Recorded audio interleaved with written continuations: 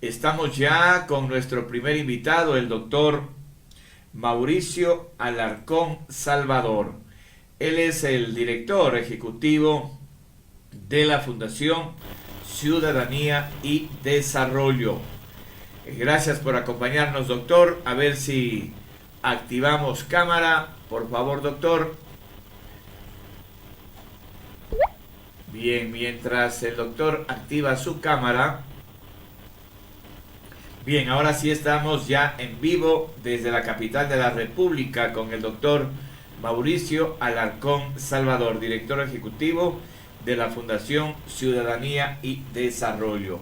Doctor, gracias por acompañarnos. Buenos días. Ustedes siempre saboreando una exquisita taza de café lojano, por supuesto. Debo decir, José Luis, buenos días, que esto es cortesía de José Luis Ojeda, así es que siempre eternamente agradecido por esos cafés lojanos deliciosos que haces llegar a la capital para promocionar a tu ciudad y tu provincia.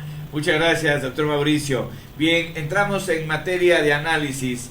¿Cuál es su criterio de la ley de la bendita, no? Porque somos expertos para hacer la sopa de palabras o el juego de palabras.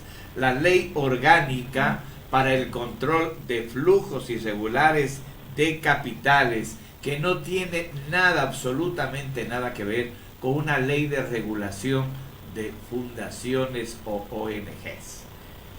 Mira, Y que la califica de urgencia en materia económica, no puede ser de otra manera, ¿no? Para que pueda aprobarse una ley que tiene 28 páginas, ¿sí? 28 páginas y me parece que son 39 articulados. Bueno, nuevamente, José Luis, buen día para ti, buen día para la audiencia de Antena 7. Mira, creo que quizá hay que decir, no es una ley de organizaciones, un proyecto de ley que busca, como desde hace años algunos venimos impulsando, contar con una ley de garantía de la libertad de asociación de cara al funcionamiento de la sociedad civil. Estamos hablando, como tú bien has dicho, por su título, de una norma que busca controlar de alguna manera flujos económicos que ingresan a las organizaciones de la sociedad civil. Todo lo que tenga que ver con transparencia, con integridad, con rendición de cuentas, sea del sector que sea, siempre va a contar con el apoyo de Fundación Ciudadanía y Desarrollo como capítulo de Transparencia Internacional. Y me atrevo a decir que de primerazo hablar de un proyecto de ley que precisamente apunte al control de flujos irregulares de capitales será positivo. Ahora, creo que sí es importante señalar que hay algunos temas que son perfectibles y que hay que prestar mucha atención en cuanto al debate que ocurra en la Asamblea Nacional. Porque tenemos una norma que busca prevenir lavado de activos, que busca prevenir uso indebido de fondos en organizaciones para el cometimiento de delitos y que apunta, insisto, a promover la transparencia, la rendición de cuentas y el cumplimiento. Pero poner como entidad de control de este sector en específico a una superintendencia que hasta el día de hoy ha estado encargada más bien de vigilar al sector cooperativo, una parte del sector financiero del país, creo que podría no ser lo adecuado. No por desconfianza, no por condicionamientos, no por falta de independencia, pues incluso está en otra función del Estado, sino por la capacidad técnica y la experiencia específica que la institución y su capital humano puedan tener sobre este tema. Así es que quizá ahí, José Luis, un primer punto que creo debe ser discutido a profundidad y perfeccionado al interior de la Asamblea Nacional. Mire usted, si revisamos brevemente, Mauricio, el artículo 12 en el capítulo de transparencia, rendición de cuentas y registro, usted recordará que las fundaciones estuvieron bajo un sistema del ROX, Registro Único de Organizaciones de la Sociedad Civil, que nunca funcionó. porque si funcionara, usted tuviera un catastro de las OSCs o de las ONGs o de las fundaciones, que son organizaciones de primero, segundo y tercer piso, debidamente actualizado. No hay una actualización y esas son las fallas que tienen el famoso Registro Único de Organizaciones de la Sociedad Civil. Y entonces aquí usted le habla de que tiene que haber transparencia, completamente de acuerdo, que tiene que haber rendición de cuentas, por supuesto, y registro, y eso lo establece cada ministerio, porque tiene su formato donde cómo deben de tener la estructura de esa organización para que esté debidamente aprobada. Obligación de rendición de cuentas, por supuesto. Fundación Sionea de Desarrollo, Faro, Fundación Esquel, Fundación Caje, Diálogo Diverso, Fundamedios, etcétera, etcétera, son organizaciones que para recibir recursos tienen que elaborar proyectos, tienen que tener una estructura, tienen que tener políticas administrativas, financieras, contables, etcétera, etcétera. Y nosotros somos más auditados que la propia Contraloría cuando audita a una entidad del Estado, Mauricio. Y mira, quizá nuevamente, ahí hay que echar ojo a algunos temas. Primero, a la implementación efectiva de lo que dispone la ley. Pues hay organizaciones pequeñas que al asumir una carga administrativa tan grande no podrán hacerlo de manera inmediata, les tomará tiempo.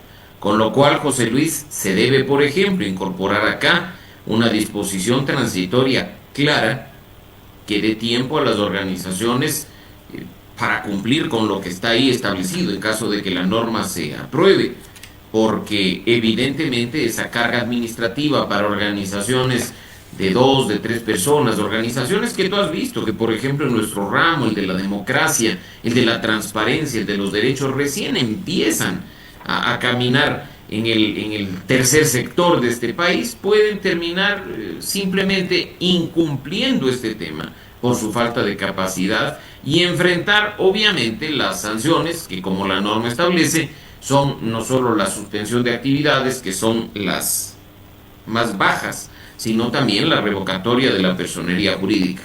Creo que es importante, José Luis, también mencionar que dentro de esos aspectos que hay que cumplir en la asamblea en cuanto a profundizar la discusión o en cuanto incluso hay que decirlo, cambiar los términos, se encuentran desde nuestro punto de vista dos que podrían resultar preocupantes. El primero, el de que muchas cosas amplias, ambiguas, se derivan al reglamento de la ley.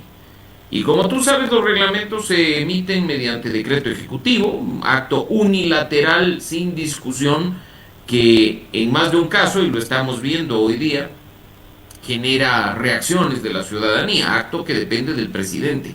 En ese reglamento se puede poner cualquier cosa, entonces sería mejor delimitar algunas cuestiones como la matriz de riesgos, como los parámetros de riesgo en la propia ley. Creo que eso es necesario. Y lo segundo, que creo que a algún funcionario se le deslizó, pero es importante, José Luis, recordarlo, que por ahí hay una causal de disolución que nos recuerda el bendito decreto 16 de la época del correísmo y que provocó precisamente el cierre de Fundación Pachamama y de la UNE. El hablar de actividades que atenten contra el orden público y la seguridad del Estado. Y eso, creo que esos dos conceptos tienen que ser revisados. Y eso es gravísimo, estigmatizar a las ONGs, a las fundaciones. Estamos para, mire usted lo que significa lavado de dinero, recursos para atentar contra un régimen, perdóneme, o sea, es gravísimo esto.